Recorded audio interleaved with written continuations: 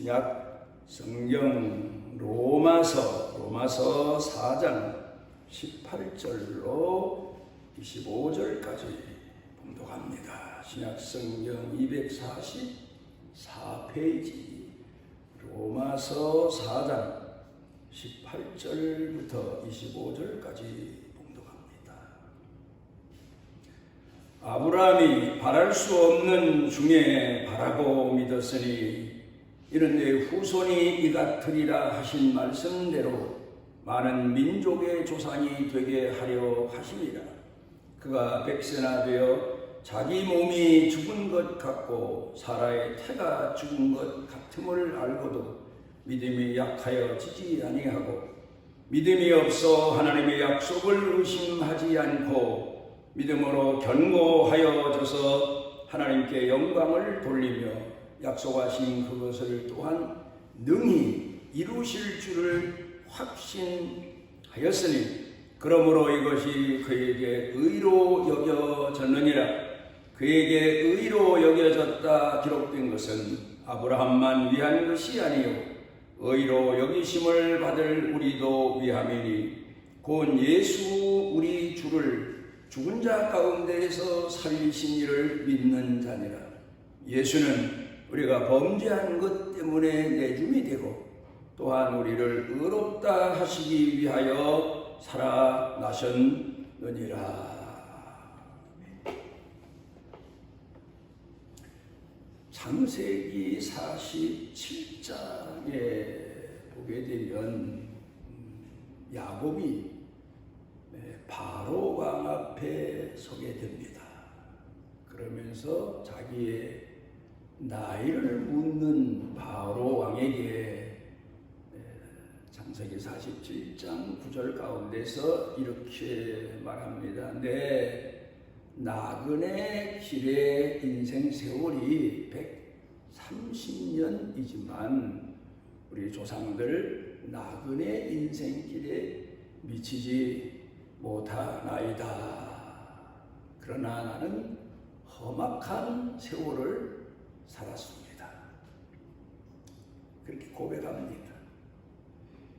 금년 1년을 사는 우리 한국교회 성도들의 고백이 그 안에도 담겨져 있지 않나. 험악한 1년을 살고 있습니다. 그런 고백같이 생각이 되어집니다. 사는 것도 힘든 1년을 살지만 제일 성도들에게 중요한 것은 하나님 성전에 나가서 예배드림으로 영적으로 충전하고 위로받고 또 허물과 죄를 씻음받고 또 거듭나고 믿음이 성장하고 힘을 얻는 그런 은총이 예배 가운데 담겨져 있는데 이젠 하나님의 성전도 무슨 전쟁이 일어나서도 아니고 어떤 천재지변에 사건이 일어나서도 아니고 그 전염병 때문에 교회가 문을 닫는 그런 때가 와서 이제는 낙심지경에 이른 성도들 교회와 점점 멀어져가는 그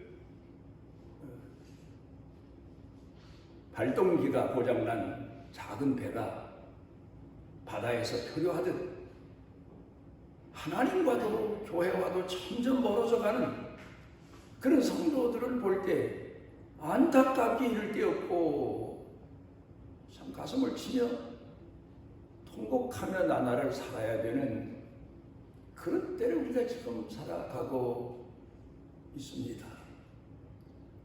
나는 우리 수양관에 와서 이제 몇 주만 있으면 온 지 1년이 되는데 여기 와서 하나님과 나와의 관계만 돌아보고 기도하고 그러면서 살지만 우리 성도들은 사는 생활 가운데서 경제 문제, 신앙 문제,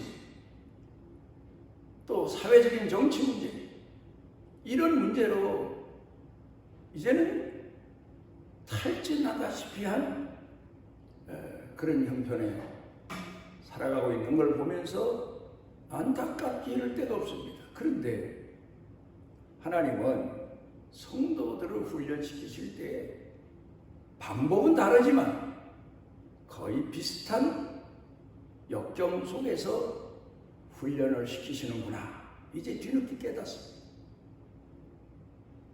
여기 와서 새로운 뜨거운 열정의 마음을 가지고 작년 10월 초쯤부터 예배를 시작했는데, 이건 봄이 되면서 2, 3월부터죠. 무슨 코로나니, 19 코로나니, 별 유행성 병 얘기가 대구서부터 시작이 됩니다. 그러더니 이게 확산돼서 결국은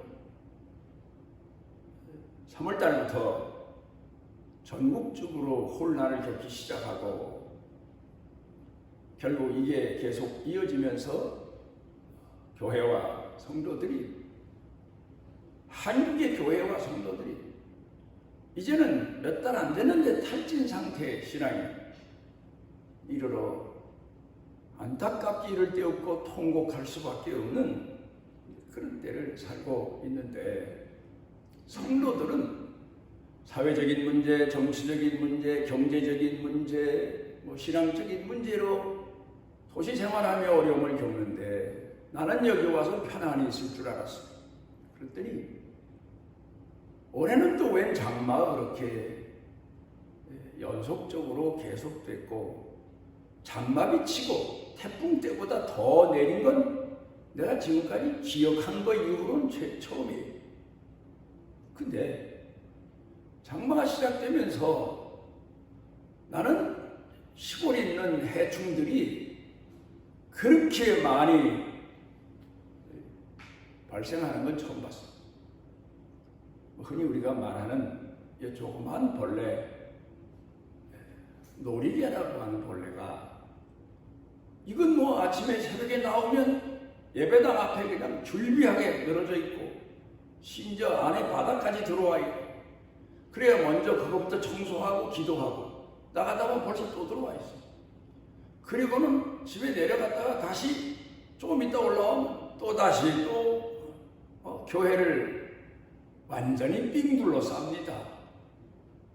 그래서 내가 흔히 듣던 말로, 어려서 어른들에게 듣던 말로, 중공군 인해 전술처럼 이게 쏟아져 오는데, 아니 세상에 놀이개 벌레를 청소해내는데 바가지로 하나씩 냈다, 과장된 말이 아니에요.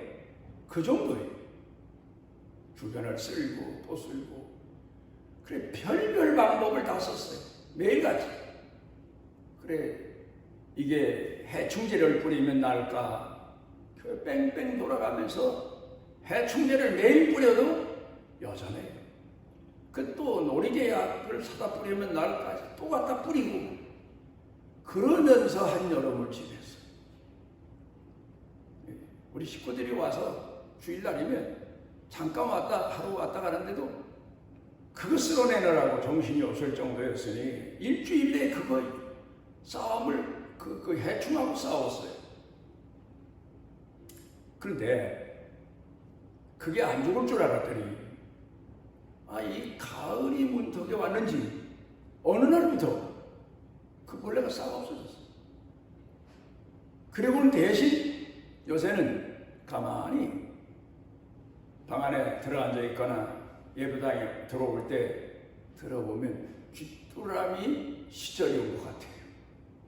노래하는 귀뚜라미 시절. 그걸 생각하면서 세상이 지금 이렇구나, 세상 권력은 이렇구나, 세상은 이렇구나. 우리가 추운 겨울에 추위 때문에 얼마나 고생을 합니까?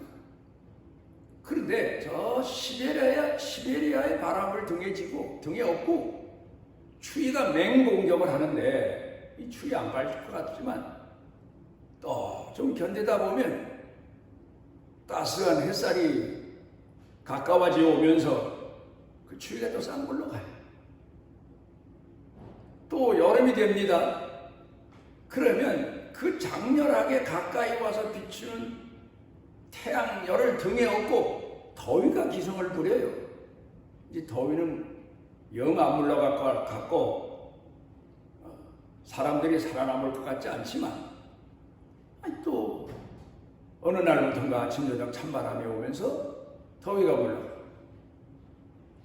또 금년에도 장마철에 그 구름을 등에 업고 폭우가 쏟아서 얼마나 많은 피해를 입혔습니까?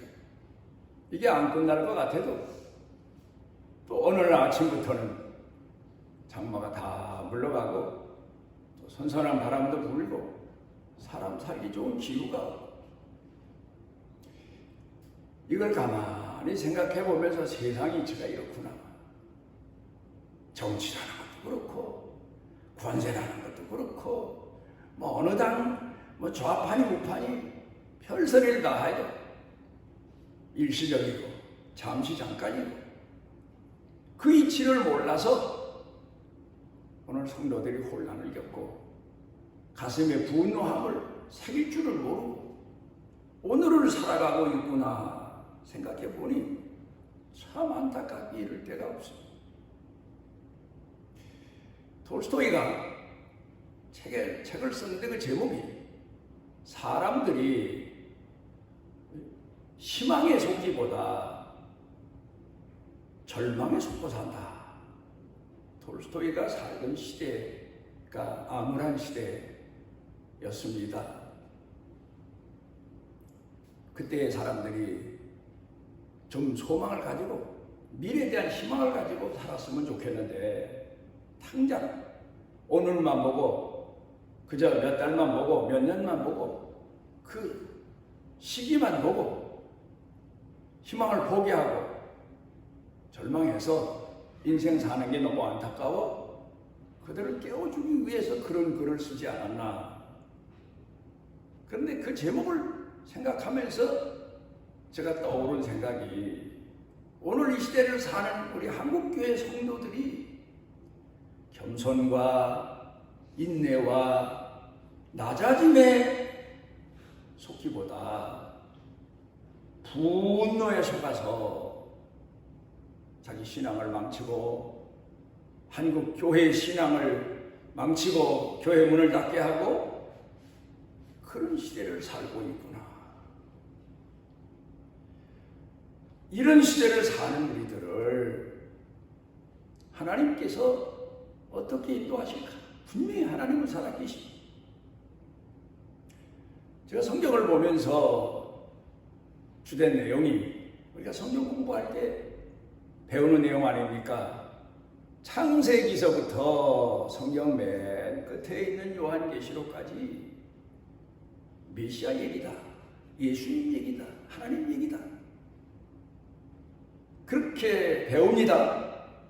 그런데 성경을 읽으면서 무슨 아벨에 대한 이야기, 무드셀라에 대한 이야기, 아브라함 얘기, 다윗 얘기 나오면 그 사람들이 믿음이 충천해서 하나님 앞에 충성하고 마치 아브라함, 다윗, 이삭, 야곱, 요셉이 훌륭해서 믿음으로 살았고 어려움을 극복했다.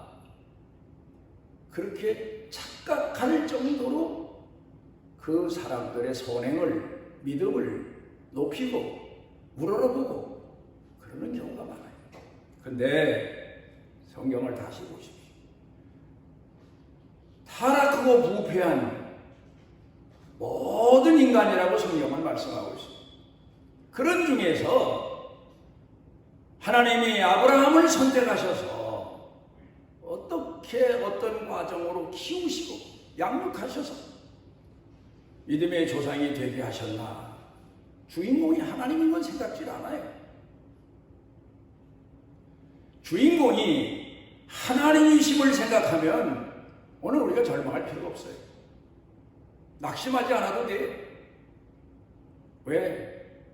나를 선택하시고 나를 지금도 양육하고 계신 분이 하나님이시죠.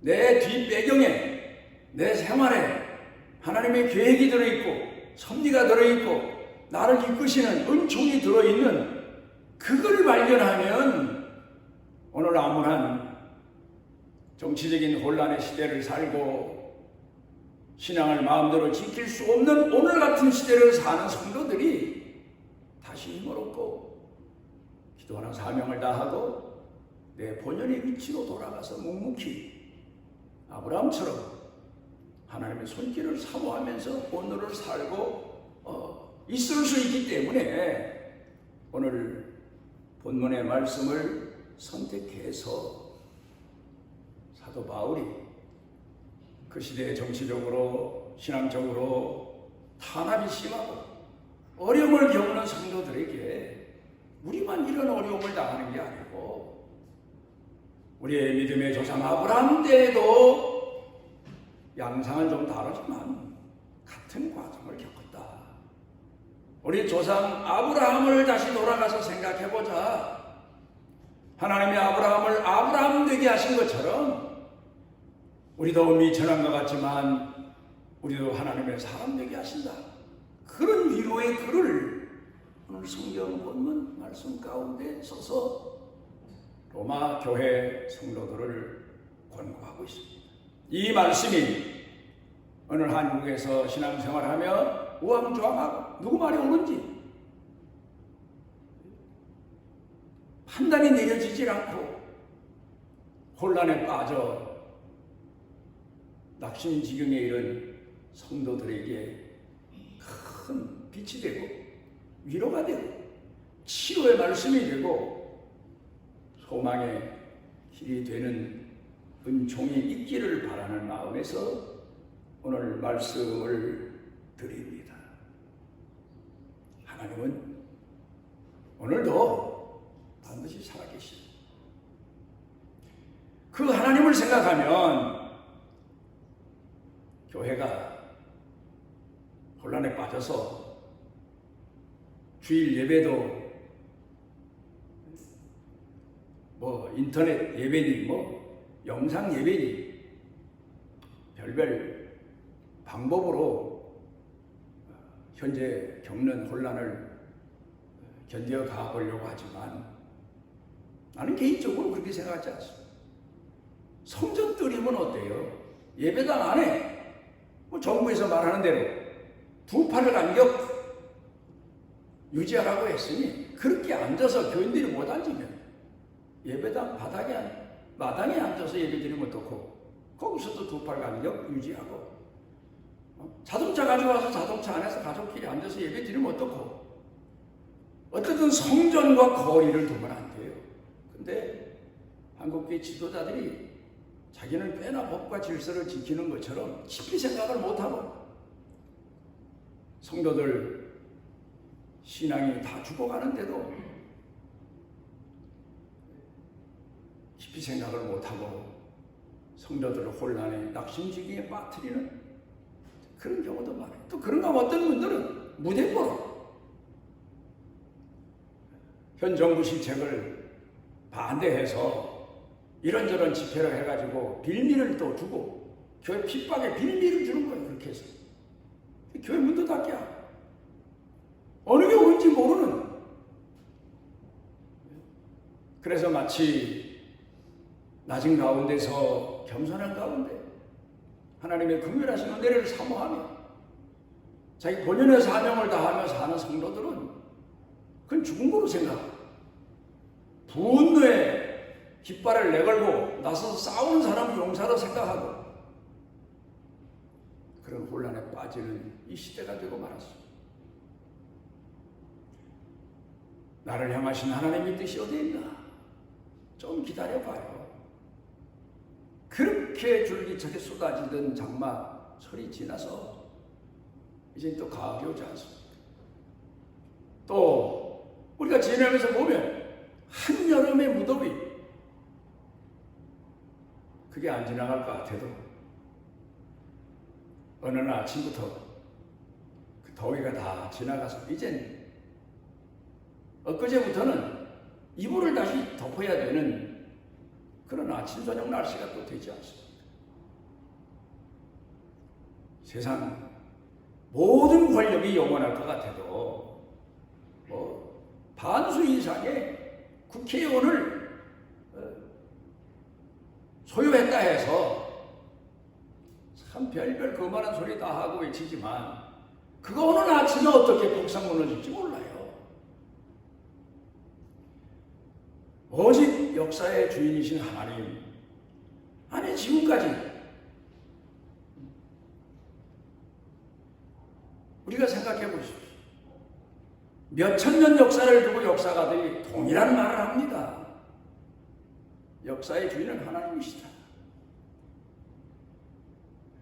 그 말이 지금 와서 틀린 게 아니에요. 세상 끝날 때까지 맞아요.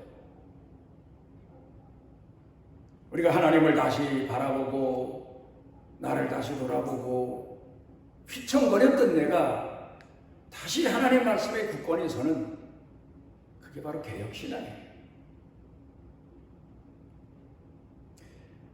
미국의 유명한 커뮤니케이션 학자라고 하는 폴스 톨츠라고 하는 분이 이런 얘기를 했습니다. 사람에게는 IQ가 있다. 지능지수가 높다. 옛날에 그런 사람이 성공한다 그랬어요. 그러니 그 다음에 EQ, 감성지수가 높은 사람이 오히려 IQ지수가 높은 사람보다 더 성공한다. 그랬는데 요 근간에 와서 발표한 내용을 보면 AQ, 역경지수가 높은 사람이 성공한다.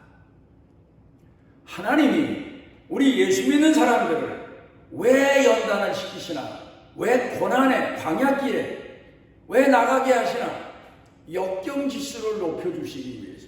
저는 그렇게 생각합니다. 그게 믿음이 점점 더 강해지고 뜨거워지고 든든해지는 그런 방법이에요. 그러니까 아브라함이 처음에는 아주 믿음이 약했잖아요.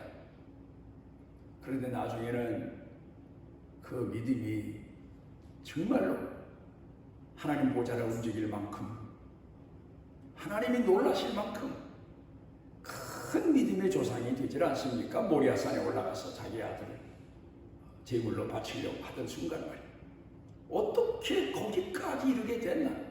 하나님은 어떻게 아브라함으로 하여금 그 미약한 아브라함을 거기까지 이르게 하셨나? 그걸 여러분 깊이 생각해 보면, 그래 나같이 미천한 자,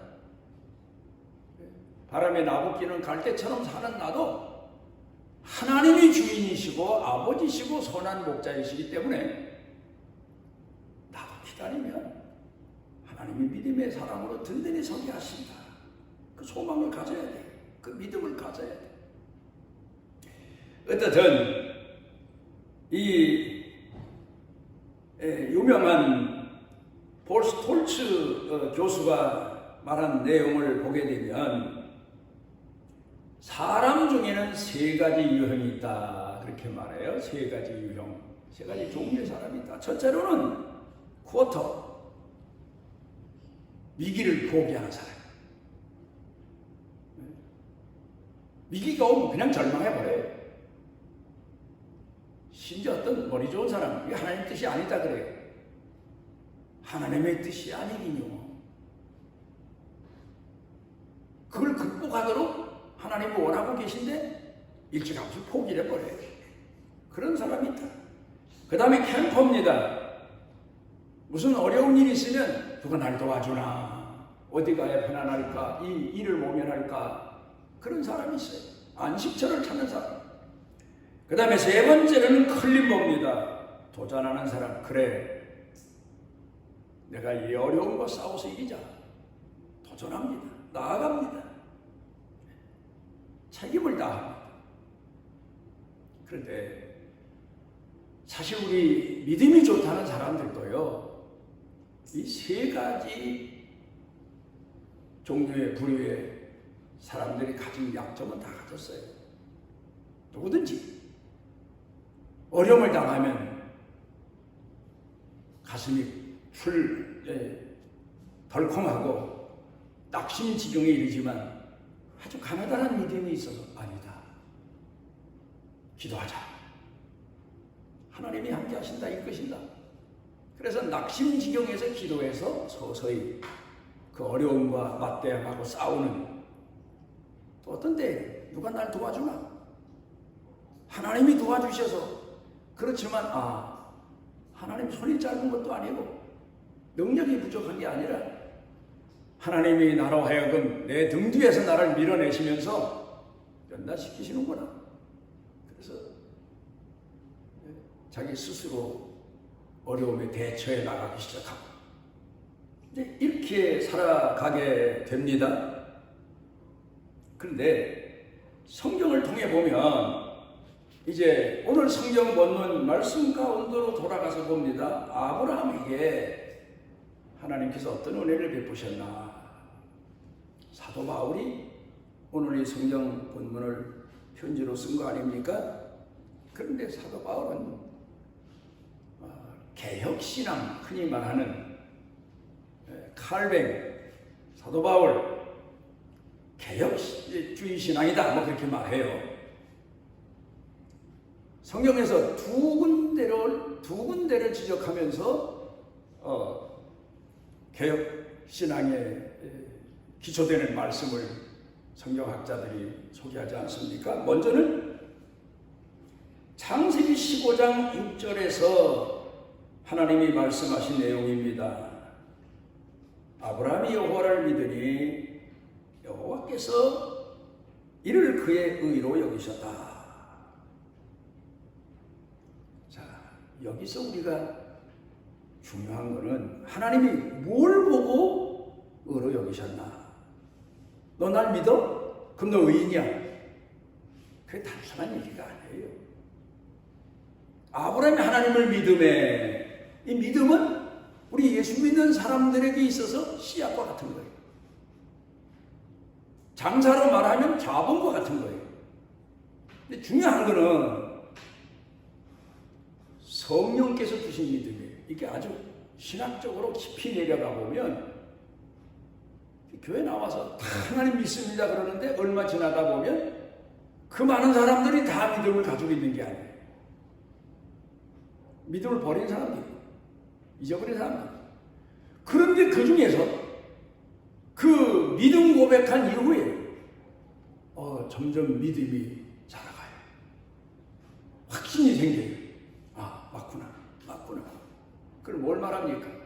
생명력 있는 믿음.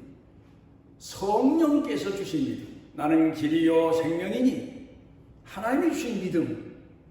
중요한 거예요. 그 생명 있는 믿음은 뭐 어디 부흥회 가서 안수받아서 받는 것도 아니고 누가 축복해서 받는 것도 아니고 어느 순간 말씀이 내 가슴 또 그 속에 들어와서 역사하실 때 생기는 거예요. 이 세상에 태어나는 생명도 하나님이 주시지만 신앙의 생명은 더군다나 하나님이, 예수님이, 성령님이 주시지 않으면 절대로 믿음이 지켜질 수도 없고 자랄 수도 없어요.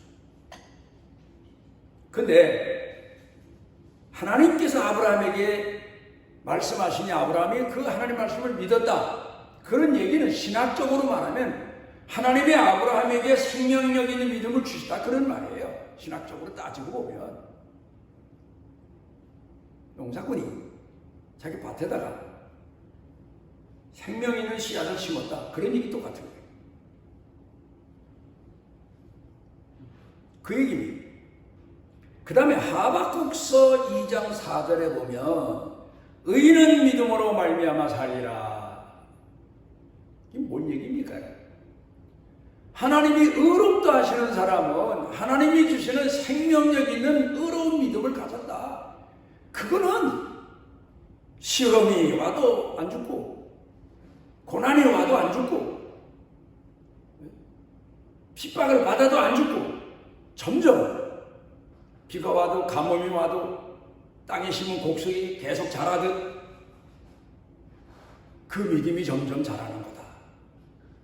결국 신학적으로 말하면 그런 얘기. 어떻게 믿나? 하나님이 내 주인이심을 믿습니다. 어린아이가 나를 양육하는 분은, 내 보호자는, 나를 먹이시고 잠재우고 깨워주시는 분은, 내가 더러워지면 깨끗하게 나를 씻어주시는 분은 내 부모다, 어머니다. 그래서 문제만 일어나면 우는 거예요.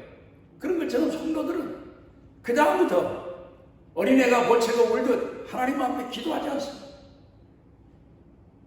이렇게 훈련을 시키면서 그 믿음이 자라도록 은혜를 베풀어 주시는 거란 말입니다. 이제 아브라함 얘기로 돌아가 봅니다. 하나님이 아브라함에게 내가 지시하는 땅으로 가라. 고향, 친척, 아비집을 버리고. 자, 어디로 가라? 어느 장소로 가라? 그렇게 말씀하지 않으세요. 왜? 내가 네 선한 목자니까 너를 인도할 테니까 앞으로 내 말에 순종만 해라. 그런 뜻이에요. 목적지도 몰라요. 결과도 몰라요. 우리가 믿음 있는 사람들이 시작하잖아요. 말씀만 보고 아하, 이게 하나님의 말씀이구나. 내게 주시는 말씀이구나. 11조하면 얼마나 부자가 되는지, 하나님 앞에 충성하면, 봉사하고 헌신하면 어떤 결과를 주시는지 몰라. 그러나 순종합니다. 그러니까 생명력 있는 믿음은 순종하는 신앙이죠. 히브리서 기자가 갈 바를 알지 못했다. 목적도 몰랐다. 결과도 몰랐다. 그러나 하나님 말씀대로 순종했다. 행동했다. 그런 얘기. 하나님 말씀대로 순종했다. 그게 가장 중요합니다. 생명력 있는 믿음이에요. 그래서 교회에서 순종을 계속 강조하잖아요. 내가 가진 믿음에 생명력 있는 나를 보여라. 그게 순종을 가르치는 거예요. 순종할 때 내 가진 믿음을 살았구나. 어떤 사람은 머릿속에는 굉장한 믿음을 가졌어. 논리적인. 가슴에도 굉장히 뜨거운 믿음을 가졌어. 그러나 주일 예배 드릴 뿐이에요. 그 다음에는 돌아가서 말씀에 순종도 없고 헌신도 없고, 그런 믿음은 그냥 죽은 믿음이다. 죽은 씨앗 밭에 뿌린들, 수북하게 뿌린들, 가만히로 갖다 부어놓은들 그래서 하나가 나겠냐, 그런 얘기죠. 그런데 아브라함은 하나님이 생명력 있는 믿음을 주셨다. 근데 이 믿음을 어떻게 키우셨나? 자, 이제 하나님이 이끄시는 약속의 땅에 아브라함이 가지 않습니까? 근데 갔다가 기근을 만나는 거예요. 휘청휘청해요. 아무리 살아있는 씨앗에서 난 싹이라도 가뭄이 계속되면 시들시들하잖아요. 아브라함이 믿음이 시들시들해진 거예요. 깨보고 내려갔어요. 거기 내려가서도 좀, 이 사람은 내 아내입니다. 그래야 되는데, 자기 아내 보고, 야, 여기 오니까 왕의 권세가 대단해. 이쁜 여자는 다 데려간대. 만약에 당신이 내 아내라고 그러면 나 죽이고 당신 데려갈 수 있어. 그러니까 우리 누이라고 하자. 그만큼 약해진 거죠. 근데 하나님은 그때 찾아오셔서 애굽의 바로 왕을 막으시고 아내를 되찾게 하시고 아브라함으로 하여금 다시 약속의 땅으로 가게 하시고. 근데 거기서 보면요, 제가 지금에 와서 돌이켜보면 옛날 젊었을 때 내가 강단에 올라가서 설교를 하면 우스갯소리로 우리 교회 어떤 분이 그런 얘기 있어요. 조 목사님 무섭다고. 강단에 올라가면 칼로 그냥 아주 진이겨 놓는데 그거 내려오면 웃는다는 거예요. 젊었을 때는 세례요한 설교 같은 거 많이 하잖아요. 근데 나이가 들고 보니까 하나님이 어떻게 그 자식들을 키우셨나, 아브라함을 어떻게 키우셨나 보니까 아브라함에게 하나님이 만약에 애굽에서 자기 아내를 바로왕에게 뺏겼을 때 나타나서 내 이놈, 아니 아내를 아내라고 해라, 내가 있지 않냐, 헛동을 치셔야 되는데 그런 얘기는 아무것도 안 하시고 다 수습을 해놓으시고 다시 내가 너한테 약속한 땅으로 가라. 그런 말씀만 하세요. 그래서 나이가 들면서 제 설교가 부드러워진 거예요. 책망보다는 하나님이 그렇게 자식들을 키우셨으니까 말이에요. 보면 아브라함이 다시 올라갑니다. 그 다음에 올라가서는 또 믿음의 용장처럼 살았나. 얼마 또 가다 보면 왜 그러잖아요. 곡식 키우다 보면 가뭄이 계속되면 너무 시드니까 안타까워서 좀 물도 뿌리고 그러잖아요. 물도 주고. 스프링쿨러 여기 이 지역에 오니까 많더라고요. 가물 때쯤 되면 스프링쿨러 돌려서 그래도 그때를 모면하게 하고 그럼 또 곡식들이 살아나. 하나님이 그런 식으로 아브라함을 감싸시고 돌보시고 이끌어 주시고 그러다 아브라함 믿음이 한 단계 업그레이드 될 때가 와요. 그게 어느 때인가 하면 이제 자식 문제예요. 하나님이 분명 너와 내 후손에게 그러셨으면 하나님이 내게 자식 준다고 합니다. 그 믿음 가지고 좀 기다릴걸. 기다리다 자기 아내가 이제는 아이를 낳을 수 없게 되자 하나님이 다른 방법을 택하고 가르쳐 주셨나 보다. 사라가 먼저 이제 내가 어린애 낳을 수 없게 됐으니 어떻게 하면 내 남편의 후대를 잇게 할까? 그래서 자기 몸종을 남편에게 주어서 아이를 낳게 합니다. 근데 하나님이 그 자식으로 하여금 집안이 마냥 그 애국 여자 하갈하고 사라하고의 갈등 이런 것 때문에 혼란해져. 그때 하나님이 나타나셔서 나는 능치 못한 일이 없는 만군의 여호와다. 내 아내 사라에게서 난 자라야 내 자식이라 칭하리라. 근데 아브라함이 가만히 생각해 보니까 아니 나도 늙고 내 아내도 늙었는데 그래서 사라도 그 소리를 듣고 웃었고 아브라함도 웃었. 너희들이 웃는다. 아야 죄송합니다. 죄송해서 안 웃었습니다. 아니야 너 웃었어. 그 하나님이 그래도 다시 그 약속을 지켜 주시지 않습니까? 그러니까 그런 단계를 거치면서 하나님은 능치 못한 일이 없으신 분이고 마지막에 자기 아들 모리아산에서 바치라고 할 때 따질 수 있잖아요. 하나님 주실 때는 언제고 아니 내가 100세가 넘어서 이 자식 하나 얻었는데 이걸 제물로 바치면 난 또 끝나는 거 아닙니까? 하나님은 나를 어떻게 가르치시는 겁니까? 그런데 그거 없어요. 그땐 벌써 이미 그래 하나님은 죽은 자도 살리시는군. 믿음이 거기까지 자란 거예요. 그래서 히브리서 기자는 아브라함이 모리아산에 올라가면서 하나님이 제물로 바치라고 하셨지만 제물로 바친 그 자식을 다시 살려주실 줄로 믿어 부활의 신앙까지 이룬 거예요 벌써. 여러분 오늘 우리는 자꾸 넘어집니다. 세상 얘기를 듣다 보면 안 들을 수도 없고 세상 되어 가자는 것을 보면 안 볼 수도 없고 혼란에 빠져요. 그런데 믿음의 눈을 들어 능하신 선한 목자이신 우리 주님을 바라보면 우리에게 세미한 음성으로 가르쳐 주셔요. 말씀을 통해서 능치 못할 일이 없으신 하나님.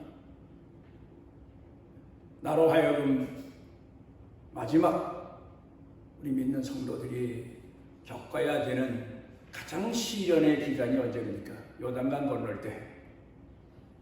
그때도요 하나님이 건너게 하시고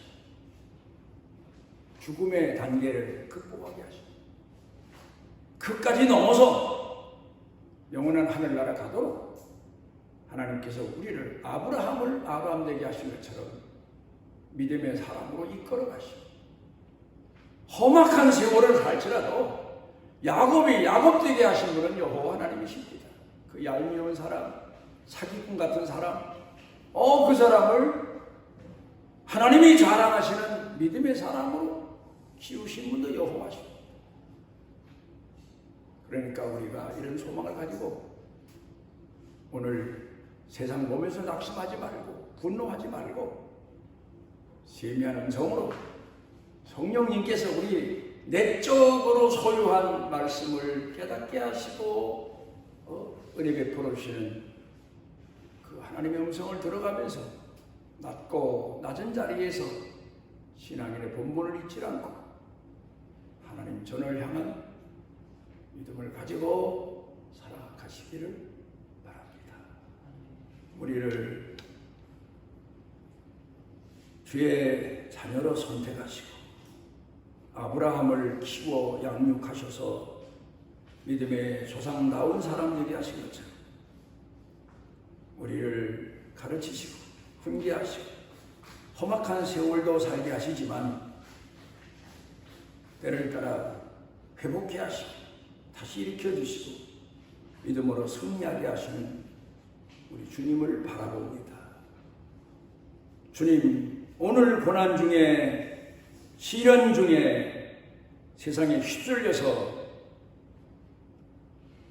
그 귀한 믿음 상실한 사람들 다 회복의 은혜를 더하시고 일으켜 주시고 주님을 우러러 주님만 바라보는 믿음의 회복을 더하여 주옵소서. 예수님 이름으로 기도드리옵나이다.